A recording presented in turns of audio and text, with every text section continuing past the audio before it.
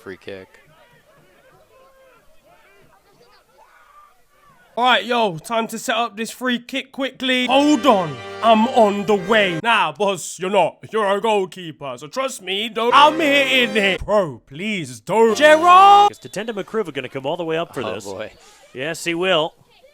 Makruva will have a shot. It's deflected through the upright. Yes, bro, touchdown. Jesus Christ. Yo guys, it is your boy Niran here, and you're watching FTW. This, of course, the series where I bring to you the best and more frequently the worst of what football has to offer during the last 7 days. What's been kicking off in the world this week? Well, the Hollywood star-filled fashion show, the Met Gala, took place with some more wild outfits. Doja Cat brought the most questionable one to the table, coming and acting like a cat. What was your inspiration for tonight? Be honest with me and go into detail. Wow.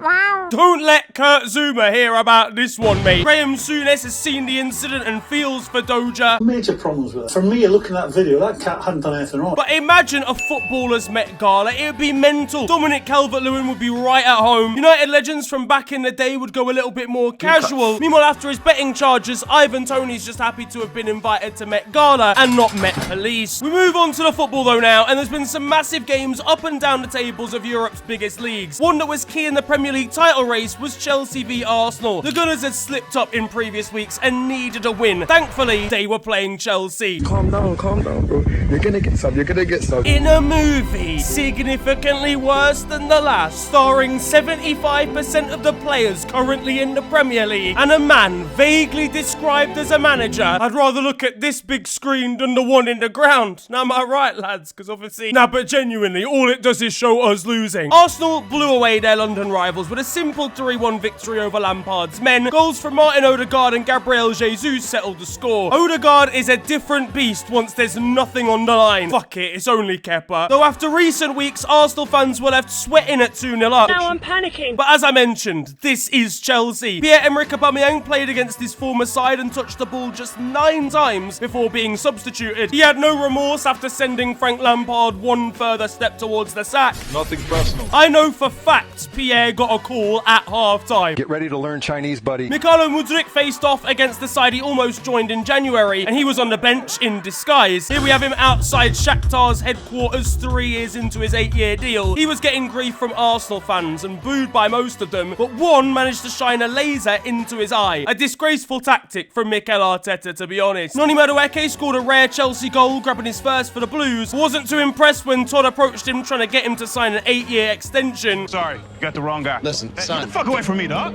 Kepa Arrizabalaga devised a plan to try and get Frank Lampard sacked immediately. He's 1 game from going 007 as a manager. I need that. We need that. At this point, 12th in the league, Chelsea fans are really starting to run out of energy here, because they're not attracting new players like this. Declan Rice will be terrified seeing Todd Bowley at the end of his bed. To be honest, they got too many players as it is. How do tactics meetings even work? Enzo Fernandez's view at the back of the hall is minimal at best. They're not missing much, to be fair. Lampard's presentation, not inspiring much confidence. Meanwhile, Mason Mount's just trying to get everyone together to practice a new group celebration. Look on the bright side though, Chelsea fans. You're gonna love Rotherham away next season. Oh, that was crazy. I've never actually experienced that sort of atmosphere again before. It's absolutely electric, the passion. This has easily been the worst top 6 side season of all time. Absolutely shocking given the £600 million spent. Meanwhile, for Arsenal, their title charge is still firmly on. But for the other side in North London, and it's not been such a great week, Tottenham and Liverpool cooked up a Barclays classic with a 4-3 banger. Now, Liverpool went 3-0 up before the bottle virus was inserted into their body. Actually, that sounds mad. Tottenham managed to then bring it back to 3-3 in the 90th before the virus returned home. The history of the Tottenham. Daniel Levy at least had a plan, seeing his side be shit again from the boardroom. If you're a Spurs season ticket holder,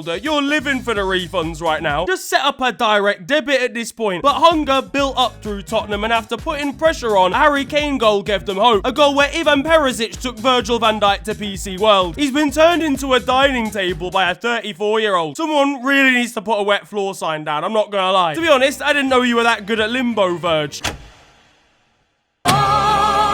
Klopp was down on the bench, baffled by Thiago and Darwin Núñez's interaction, but his aggression was building at the fourth official, and he was 5 minutes away from taking some serious action against the referee. That would come to a head when Heung-min Son and Richarlison scored, completing a comeback at 3-3. Richarlison shushed the Anfield crowd and took his shirt off. Jurgen Klopp was depressed down on the touchline. Richarlison had finally scored his first goal for Tottenham in the Premier League, only for Liverpool to go up the other end with Jota and score.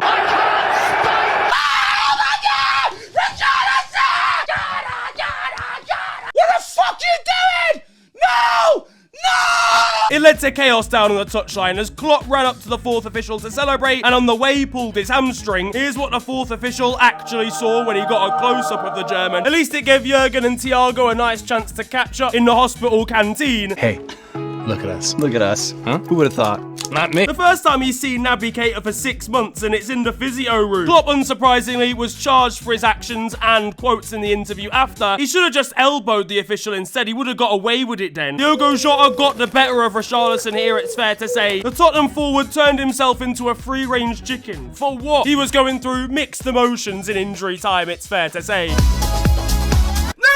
No, I 5-1! Now I start celebrating! Now over in France, and there's the news that Lionel Messi has been suspended by PSG for an unauthorised trip to Saudi Arabia. This is advantage Leo, mate. He hasn't got to train with these bottle jobs anymore. And he won't have to next season either, as the Argentine has all but confirmed he's leaving PSG. Leo's not going to be willing to be friends with Mbappe as he leaves the club for the final time. La Masia Leo _X season on Twitter is unfollowing PSG on all platforms.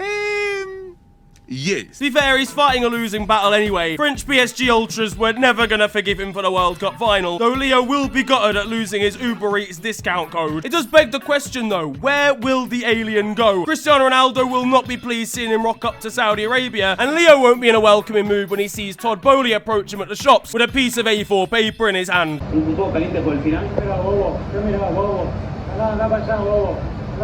Obviously, there's major links in the form of a return to Barcelona. Could this be the return of Ibar Man? Or would it work over there, obviously with their financial problems? Well, he'll be disappointed when he gets to the new camp and realises the physio room has been sold as a financial lever. Can he be asked to get involved with Lewandowski's TikToks? But at the end of the day, whatever happens, Sergio Ramos is back to wanting to snap his legs. So all is right with the world. Now, speaking of men who signify the beauty of football, look it up in a dictionary and you'll find one man. After a disastrous Javi Gracia spell, Leeds have fallen back on the survival specialist, that is Sam Allardyce, till the end of the season. He saved the likes of Everton, Crystal Palace and Sunderland in the past, so Leeds' board knew exactly who to call. I know the man for the job. Sammy, you old slag. Not only does he come in with a great survival record, but he's also top of the expected chip butty table. Now, he laid down the law of his tactics at his first press conference. 4-4-2. And now needs to learn his squad. He's ready to vibe with Wilfred Gnonto when they lose 4-0 to Man City, but defend well. And the maddest thing is, he's on 500k per game and gets a 2.5 million bonus if they stay up. So he's just on 500k per game. Here he is at a local kebab shop at 4:27 AM after cashing the money in. Now, he's known for only taking charge of one game as England boss. It'll take even less than that for him to want to leave this time, laughing at Brendan Aronson for going down easily in training. And honestly, there's a lot to deal with at this club, I can't lie. You move like you're 70 years old and should be at Fleetwood Town, he said to Luke Ayling. The maddest thing though about all of this is that Chelsea probably need him more. Now, ladies and gentlemen, a moment of silence for Liverpool fans. Your season's in a box, in a box. Well, you just knew that was going to happen. Jude Bellingham is close to a move to Real Madrid. This after years of being linked to Liverpool and Manchester City. We might be winning games, ladies and gentlemen, but I'm still depressed. And what a devastating disappointment. Trent Alexander-Arnold's been taking him to Turtle Bay, and all for nothing. Jordan Henderson has been paying for this man's Ubers for 12 months now. His only use was tapping up Jude. What are we going to do with him? Who's going to look at him provocatively in the shower now? Here we have Jurgen when Trent comes back to the training ground and brings his brother Job instead. Meanwhile, Brighton are getting our representatives out of there when we try and make a £14.75 instalments bid for Alexis McAllister as backup. It's actually unfair for Real Madrid to have a midfield like this, as the Champions League wrapped up for the next 10 years. Elsewhere in England, an Aston Villa women's footballer, Alisha Lehmann, was apparently helped in a Manchester club by Marcus Rashford. Now, apparently, she was being circled and sort of surrounded by a lot of men who were trying to get her number, move to her, I'm not entirely sure. But Marcus Rashford knew who she was, swooped in and saved her from some very dodgy individuals. I respect it, man, you gotta look out for women in nightclubs. They can be a crazy place. But this guy genuinely turns into Batman when anyone needs help in Manchester. You're right, Neymar, yeah, Sonny. Him versus Douglas Luiz is gonna get tense when the Brazilian thinks he's stolen his ex. Meanwhile, United players are looking to impress the Aston Villa footballer and IG influencer. Here we have Anthony explaining that he can do 83 spins per minute on the ball. Meanwhile, Harry Maguire was in the smoking area trying to convince her that he starts. Speaking of United players, and Alejandro Garnacho's partner is pregnant and expecting a baby. Massive congrats to both of them, but I swear he's 18. They're gonna be teammates. They'll both be rocking up to GCSE maths exams together. Meanwhile, Marcus Rashford's on his way to feed that child with immediate effect. Pundit Graham Souness has announced he's leaving Sky Sports after 15 years on the channel. Paul Pogba's delighted hearing this development, but you just know if he ever leaves Juventus and comes back to the Prem, Graham Souness will be back on our screens. I've got to say though, the Scot was very surprised to see Paul at his leaving drinks though. What are you doing here? And not in a racist way. Meanwhile, in the relegation scrap, and Everton faced off against Leicester and drew 2-2. The quality of these two teams is a shambles. One Leicester fan didn't even want to watch. You can't see me. James Maddison had his penalty down the middle, saved by Jordan Pickford. Finally, his small arms doing the business. Michael Keane gave it away with a handball and tried to prove it wasn't by pointing to his arm. Meanwhile, honestly, Everton fans are just happy knowing that the season is finally coming to a close. Eric Ten Hag had a yellow and green scarf chucked at him and celebrated with it as he was walking off the pitch. This man is a Glazer out ultra. The Glazers, they don't know nothing about football. Meanwhile, on the other side of Manchester, and Erling Haaland scored versus Fulham in a 2-1 win. But in a week where Jack Harlow claimed he's the best white rapper since Eminem, it's time to put some respect on Erling's name. Brighton slapped up Wolves 6-0 this week and tweeted their disappointment at not scoring in 20 minutes. And in terms of signings for Brighton, they've agreed to bring in Liverpool midfielder James Milner, another young talent. The Zerbi's gonna be confused seeing Milner complete part 47 of the bleep test, even though everybody else has quit. Why are you running? Why are you running? Mate, imagine him and Danny Welbeck chatting. They'll be reminiscing about World War II. Well done to Conor Gallagher on winning Chelsea Goal of the Month this week, as well as Chelsea's Worst Goal of the Month, Chelsea's Furthest Goal of the Month, and Quickest Goal of the Month. One fan brought a mini Leeds mobile to Ellen Road this week. That thing is 7 cubic centimetres and has more of a presence in the box than Melier. Meanwhile, Arsenal's women's side faced off against Wolfsburg in the Champions League, a fixture that took place 10 years ago and featured an attendance of only 1,000. This week at the Emirates, they played in front of 60,000 and shows just how far the women's game has come. Meanwhile, Lioness Leah Williamson isn't getting distracted by that football malarkey while she's out pouring pints down at the pub instead. Hang about though, who's at the bar? Yes, if I could get a packet of Nobby's nuts. Now, in Germany, and there were more twists in the Bundesliga title race as Borussia Dortmund drew to Bochum.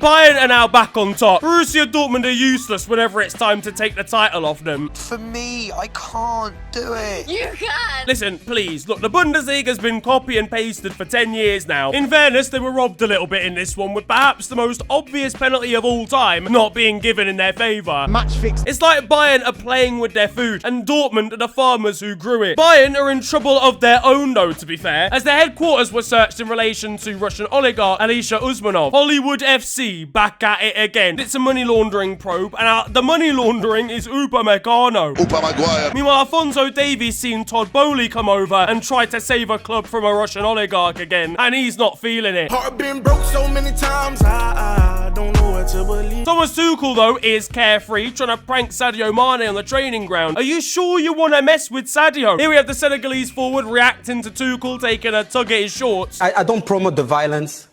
but many people need like some good slap right now in this club. The Bundesliga is the only league in the world where the pitch is better defensively than half of the players. Down in the third tier, and there were crazy scenes where a linesman got injured, pulled a muscle, pulled a hamstring, whatever, and was unable to continue. He was stretchered off, and so an announcement was made over the tannoy to reach out and see if there were any officials in the crowd. Incredibly, one supporter was a trained official, and so replaced the injured linesman until the end of the game. Meanwhile, SV Horn and their away section not looking as large as usual, but at least they've got access to a free bar. In Italy, and Napoli fans were out in full force as they were ready to win their first Scudetto since 1990, and even created a graveyard for the rest of Serie A. The atmosphere in the stadium was nuts as they reacted to Lazio dropping points against Inter, plus smoke was billowing out of it from flares and outside. To be honest, that was just Maurizio Sarri inside the ground, which is of course why they bottled it and drew to Salernitana. And these young Napoli fans could not be consoled, even though they probably will win the league next week.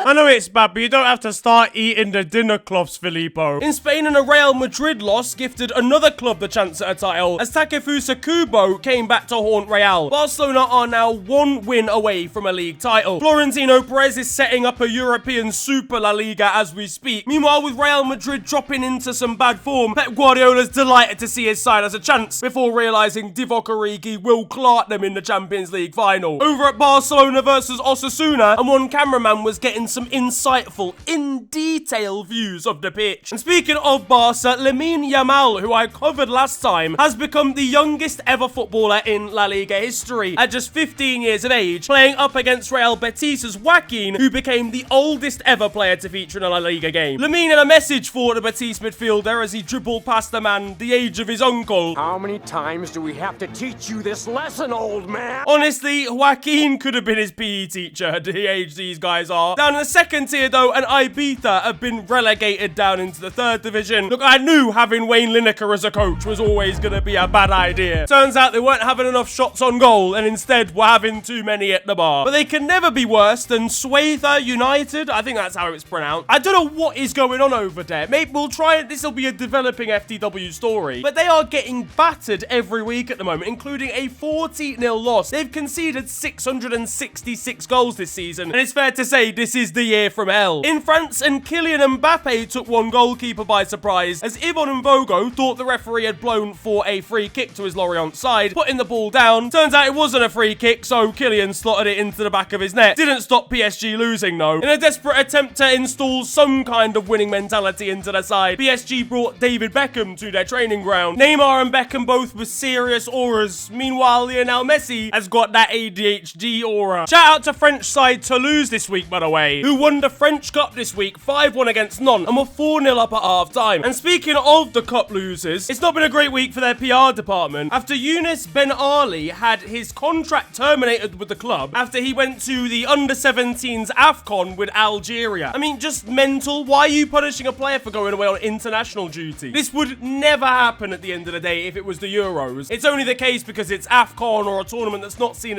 as important. But at the end of the day, it's important to the player. They are going off and representing their country, and no club should have the power to take that away from them, whatever the situation. So it's extremely poor from Nantes, and I hope they're sued by his family and himself. Now though, onto your goals of the... In the US and at Union Omaha, shout out to Noah Meza with the ball coming into the box, him chesting it down and then delivering a scintillating bicycle kick. And finally, in South Africa, we are back with the long-range strikes in the form of Joseph Malongo, who straight from kickoff has gone with an audacious strike, literally straight from the center circle with power over the goalkeeper. That is outrageous stuff. In the Netherlands now, and PSV won the Dutch Cup at the expense of Ajax with Ruud van Nistelrooy as manager. Steven Bergwijn could have grabbed himself a goal for Ajax had he not celebrated the ball going into the back of the net too early before it ricocheted off the post. Thorgan Hazard though winning a trophy for PSV out on loan. He'll be the only Dortmund player to actually win a trophy this season. In the Czech Republic and at FK Teplice, I don't know if that's how you pronounce it, their goalkeeper had an absolute mare, making a mistake for a goal, then intentionally tripping a player and being sent off before being replaced by an outfielder who went on to keep a clean sheet. And in Mexico, on the other side of the coin for goalkeepers, goalkeepers. I mentioned goalkeeper Thiago Volpi over at Toluca, who scored a penalty in a recent FTW. He's now grabbed 4 goals for the season and scored his most recent pen with a Penenka. Hello all and welcome to The Beautiful Game, the segment where we take a look at the poetic and brilliant side of the game that we love. We are back by popular demand for yet more glorious beauty.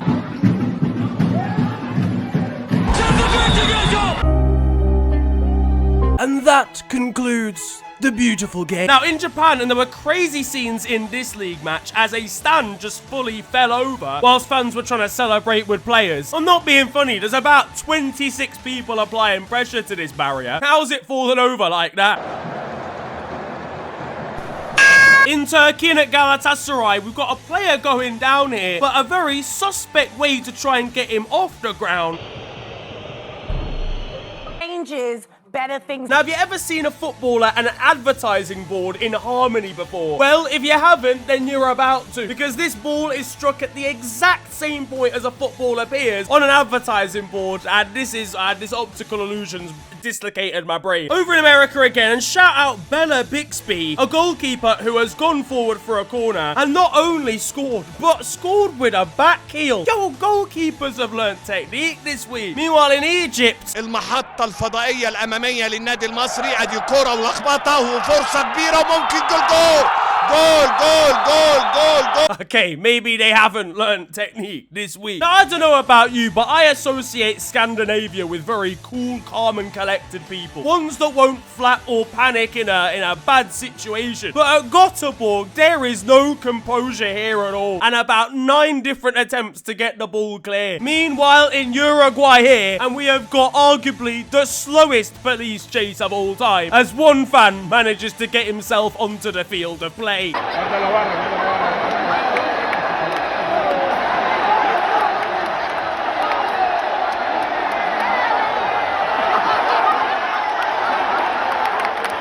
Sack those police officers now. This man was travelling at 6 miles an hour maximum. Closer to home, and with reports that Cristiano Ronaldo wants to leave Saudi Arabia already, the Vanarama National League reckon they can tempt him back to England, though Bromley aren't having any of it. It's a shithousery award for the South London side. Meanwhile, after Blackpool mocked Fleetwood Town for their lowly position in the Football League a month ago, Fleetwood have now welcomed them back into the same league after their relegation from the Championship. Shout out CF Akbu in Algeria, where the stands aren't the only place you can watch the action if you're brave enough to sit on the floodlights. Just as long as he's not there for an evening match, otherwise that really is going to be the hot seat. In Japan now, and I'm really not entirely sure what the context of this clip is, but we've got a mascot here who's come out in his swimming equipment. What's that? It's Speedo, man. Irish side Finn Harps were playing up against Longford Town this week when a stream went down showing their game. Now, of course, under the circumstances, fans were unaware of what was going on in the game now, including the admin, who also was watching the stream at the time. In Paraguay, and we've got yet another situation of a goalkeeper just needing to get it clear. I've just seen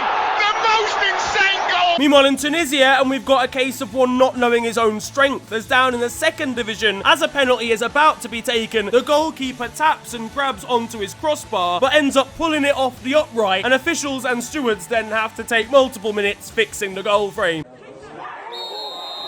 Now that it's time for Still 0-0, and you guys know the score by now, this is a segment of the show where I bring to the best of Sunday League and amateur football. Now let's be honest, none of us expect pristine pitches in the world of Sunday League. One thing you'll always have to deal with is molehills, bumps, and imperfections all across the pitch. However, that has got to have been taken a little bit too far with this penalty.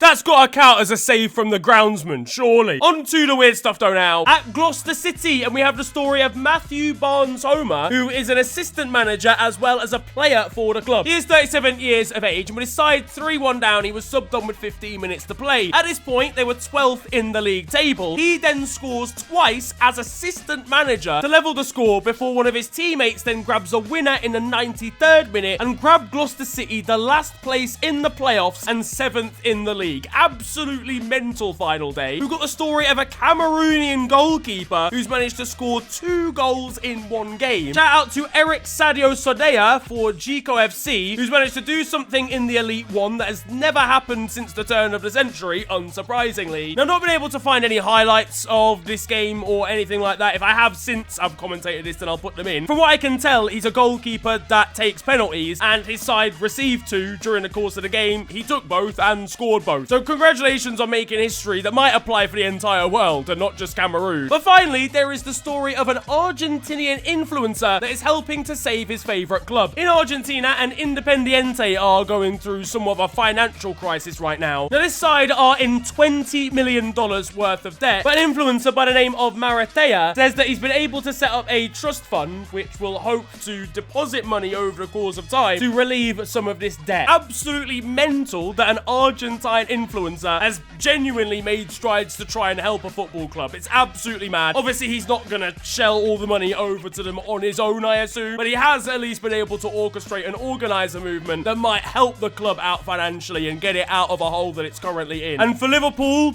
I can offer you guys about £7.50 right now if you're willing to take that. But that is gonna wrap up football this week, and I hope you have enjoyed it. If you have, then feel free to slap a like on the video, and of course subscribe if you're new to the channel. You can also follow me on social media. It is at @officialfng on Twitter and on Insta. But it's been a pleasure ranting at you guys today. Have a wonderful day, enjoy yourselves, and goodbye.